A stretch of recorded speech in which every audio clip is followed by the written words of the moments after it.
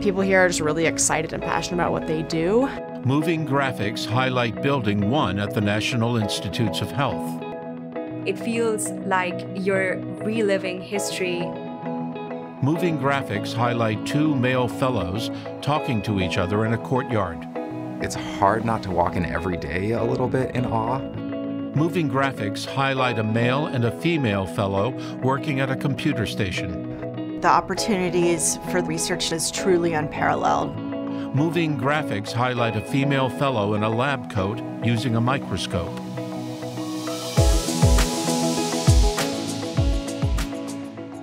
Moving graphics highlight an aerial view of the NIH Clinical Center. Text on screen reads, the National Institutes of Health, Fellowship in Hematology and Oncology. Jennifer A. Conakry, MD, NIH Hematology Oncology Fellowship Director, speaks. Our mission of the NIH Hematology Fellowship Program is to train the next generation of physician scientists. Ira Kraft, Fellow, speaks. One of the things that makes this place remarkable is that a fellow can do literally whatever they want. If they can dream it, they can find a pathway to do it. NIH Building 1 with green trees and grass in front. Next, a bicyclist rides on NIH's campus on a tree-lined sidewalk. Then an aerial shot of the National Mall in Washington, D.C., showing the Capitol, Washington Monument, and Lincoln Memorial. Dr. Conakry speaks. The fellowship program is in Bethesda, Maryland, which is a beautiful part of Maryland in the D.C. metropolitan area. The NIH Hematology Oncology Fellowship Program combines two institutes, the National Cancer Institute and the National Heart, Lung, and Blood Institute, to come together to train in hematology and/or oncology. A man looks into a microscope. Next, a microscopic view of blood cells. Then a patient receives chemotherapy. We bring fellows from all over the U.S. and all over the world to come train in clinical, translational, and basic science research. Dr. Conakry and a male fellow speak in front of a class of fellows about images on a screen. Then a photograph of Dr. Conakry and 4 fellows working in the medical clinic. Next, a photograph of 2 women in lab coats working in a laboratory. Then, a photograph of a man and woman looking at a microscope and microscopic images on a screen. Melissa Abel, Chief Fellow, speaks. I think we have a reputation of being an extremely research-heavy program, but we also have excellent clinical training. Fellows can make it their own.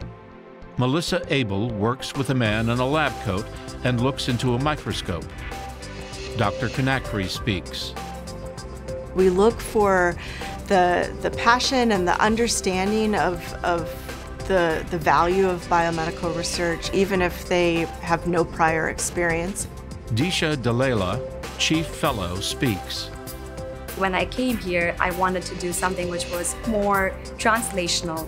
But soon after I got here, I felt that I wanted to do something more clinical research, and I was fully supported in my decision by the faculty. Disha Dalila works on a computer looking at medical images. Ira Kraft speaks. Most important to me was the ability to individualize the curriculum here. Ira Kraft looks at a computer monitor showing medical images. Then a child rests in a hospital bed. Next, Ira Kraft and Disha Dalila work at a computer station. I was able to put together an adult medical oncology fellowship as well as a pediatrics hematology and oncology fellowship and combine them into one. Courtney Fitzhugh, MD, Lasker Tenure Track Scholar, NIH Fellowship alum, speaks. The fellows have the opportunity to train at the NIH Clinical Center, which is the largest research-focused institution in the world. An aerial photograph of the NIH Clinical Center. Raisa Kensa, Chief Fellow, speaks. The reason why I decided to train at NIH is because it's one of the nation's largest hospital that doesn't only provide clinical trial, but also excellent patient care. A photograph of the south entrance to the NIH Clinical Center. Next, a doctor and a young girl in an exam room. Then, a doctor holds an older man's hands. Next, Raisa Kensa, talks to and examines a patient in an exam room. Dr. Fitzhugh speaks. The fellows are the ones that actually work very closely with the patients.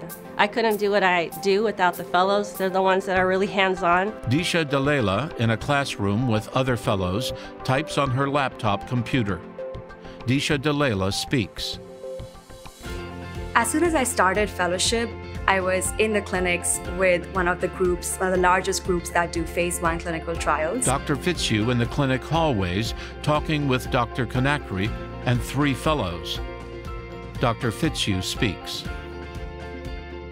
I love mentoring fellows, really helping them to choose the lab that's right for them, help them to find other mentors, to find work that they're passionate about, and then keeping up with them and seeing how they're doing. Raisa Kensa speaks in a classroom with other fellows.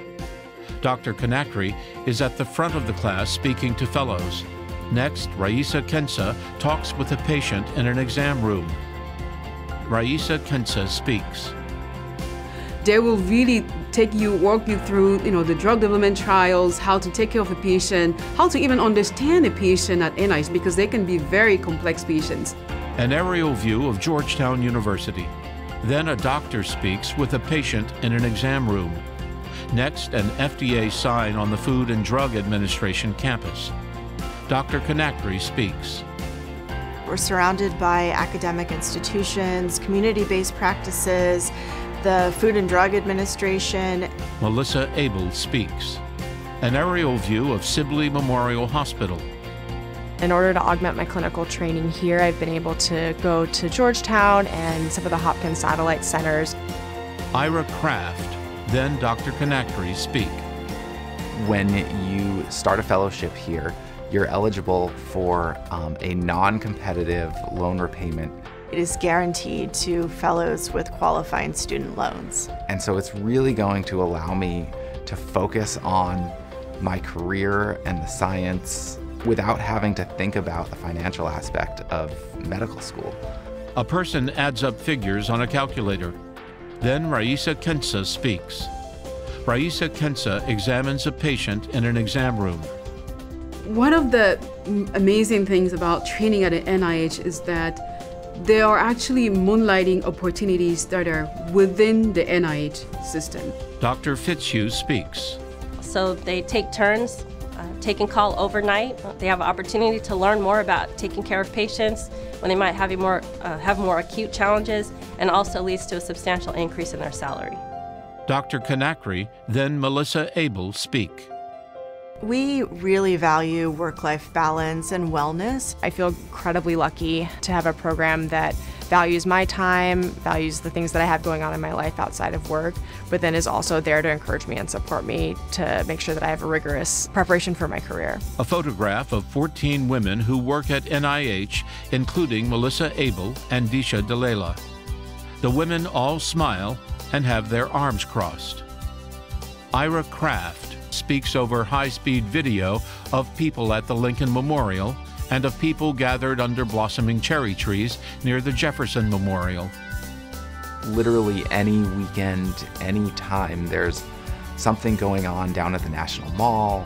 Disha Dalela speaks over footage of the U.S. Capitol building, of patrons in a museum, of a close-up of someone strumming an electric guitar, and of a sign marking points on the Norman Stone Trail in Washington, D.C.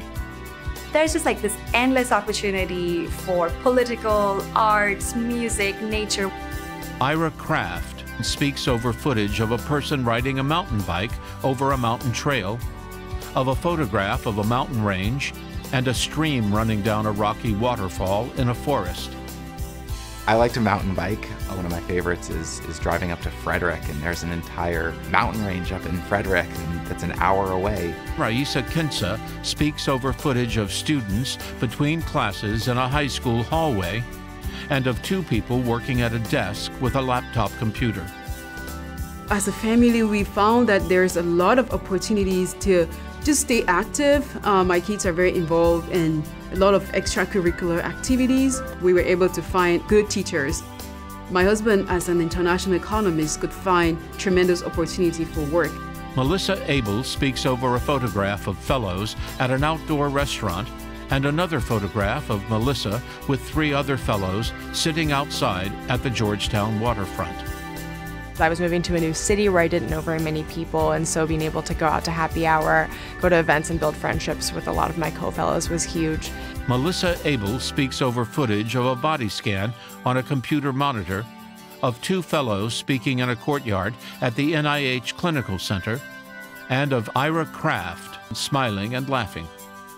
We spend a lot of time also discussing our research with each other and sort of collaborating. Melissa Abel speaks as 3 fellows walk down the stairs outside NIH Building 1. The camera pans up to the top of the building where a sign reads National Institutes of Health. I know that these are colleagues that I'll have for life, and I'll always be able to reach out to them, and we'll always have that relationship. Text on screen with Building 1 in the background reads, "For more information about the NIH Hematology Oncology Fellowship, please visit https://ccr.cancer.gov/training/NIH-HEME-ONC-fellowship. A QR code and the NIH logo also appear. A graphic on a blue background shows the logos for the Department of Health and Human Services and NIH.